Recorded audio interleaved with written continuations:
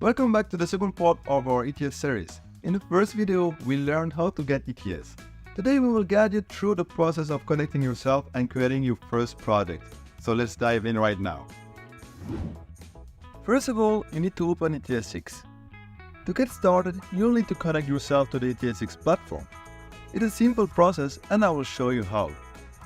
Fill in your personal information, your email address and your passport. Once you fill it, click on the login button.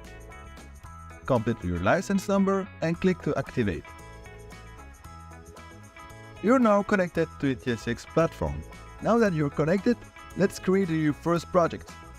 On the ETS 6 homepage, click on New Project button. Give your project a full name and click on the Create Project button to proceed. And that's it. You'll learn how to connect yourself to the ETS 6 platform and create your very first project. You can find all links in the description. Stay tuned for more tutorials and updates.